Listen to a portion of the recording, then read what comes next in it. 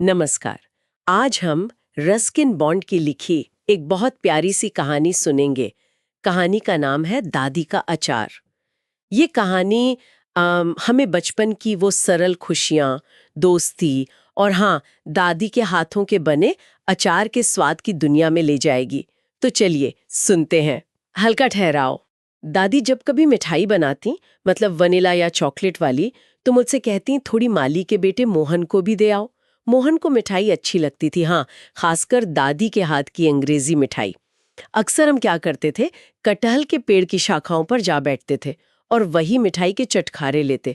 उस पेड़ पर पता है गिलहरियां भी रहती थी और वो भी जल्दी हमसे काफी हिल मिल गईं, मतलब हमारे हाथों से खाने लगी थीं। मोहन और मैं, हम बगीचे के लगभग हर पेड़ पर चढ़ जाते थे और जब दादी हमें ढूंढती तो उनके लिए पता लगाना मुश्किल हो जाता कि हम आखिर हैं किस पेड़ पर।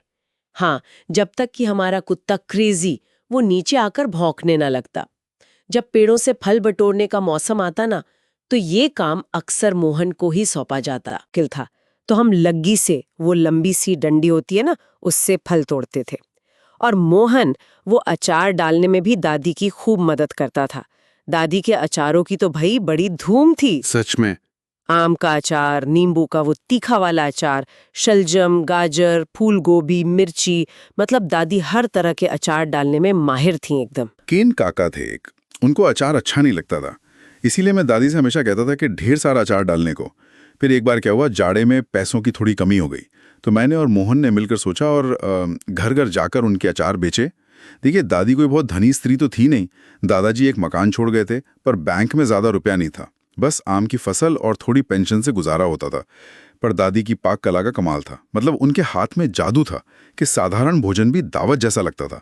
मुझे अचार बेचने में बड़ा मजा आता था, सच में। हम टोकरियों में शीशियां भरकर निकलते थे सुबह सुबह। मेजर क्लार्क हमारे पहले ग्राहक बने। देखते ही बोले, अरे मिसेस बॉन्ड के अचार, तुम्हारी दादी से अच्छा अचार तो कोई बना ही नहीं सकता। उन्होंने पूछा, क्या क्या है भाई? हमने बताया। वो बोले, मिर्ची का अचार जरूर होगा, तुम्हारी दादी जानती है मुझे कितना पसंद है। टोकरी में 3 शीशियां थी मिर्ची के अचार की। उन्होंने तीनों ही खरीद ली। फिर हम गए मिस केल्नर के पास। उन्हें मसालेदार चीजें ज्यादा पसंद नहीं थी, पर उन्होंने सिरके वाला अदरक खरीद लिया और मुझे एक प्रार्थना पुस्तक भी दी। डॉक्टर दत्त ने नींबू के अचार की कई शीशियां खरीदी, कहने लगे उनके जिगर के लिए बहुत फायदेमंद है। और मिस्टर हरी, उन्होंने सिरके वाले प्याज की 2 शीशियां खरीदी। घर लौटते लौटते हमारी टोकरी लगभग खाली हो जाती थी और हम दादी की हथेली पर 20-30 रुपए रख देते थे। उन दिनों इतने पैसों में क्रिसमस के लिए अच्छी खासी टर्की आ जाती थी। केन काका क्रिसमस तक वहीं रहे और ज्यादातर टर्की उन्हीं के पेट में गई। दादी ने केन काका से कहा भी कि भाई कोई नौकरी ढूंढ लो। केन काका बोले, अरे देहरादून में नौकरियां हैं कहाँ? दादी बोली, कभी ढूंढी नहीं। तुम्हारी बहन एमिली लखनऊ में हेडमिस्ट्रेस है, उसके पास क्यों नहीं चले जाते? केन काका बोले, छी, मैं 40-50 बावले बच्चों के साथ सिर खपाई नहीं कर सकता। मैंने पूछा, दादी ये बावले क्या होता है? दादी बोली, मतलब सनकी। तो मैंने कहा, अच्छा, हमारे पास एक सनकी तो क्रेजी है ही, और केन काका भी सनकी है। बस केन काका ने मेरा कान उमेट दिया। दादी बोली, खबरदार, तेरे केन काका सनकी नहीं है, हाँ थोड़े आलसी जरूर हैं। मैंने कहा, और खपती भी? केन काका तो गुस्सा हो गए, बोले, कौन कहता है मैं खपती हूँ? मैंने झूठ मूठी मिस लेस्ली का नाम ले दिया। वो ब्यूटी पार्लर चलाती थी और केन काका उन पर थोड़े मुग्ध थे। केन काका एकदम चौंक कर बोले, कब मिली तुझसे? मैंने कहा, पिछले हफ्ते, हमने उसे पुदीने की चटनी बेची थी। मैंने कहा था कि केन काका को ये पसंद है, पर वो कहने लगी, अरे ये चटनी तो मैंने मिस्टर हॉफ्टन के लिए खरीदी है, वही जो मुझे कल सिनेमा दिखाने ले जा रहे हैं। हल्का ठहराव।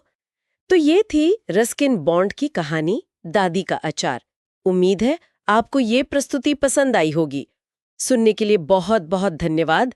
अगर आपको ये कहानी अच्छी लगी तो कृपया हमारे चैनल आज की कहानी को लाइक करें, शेयर करें और सब्सक्राइब भी जरूर करें।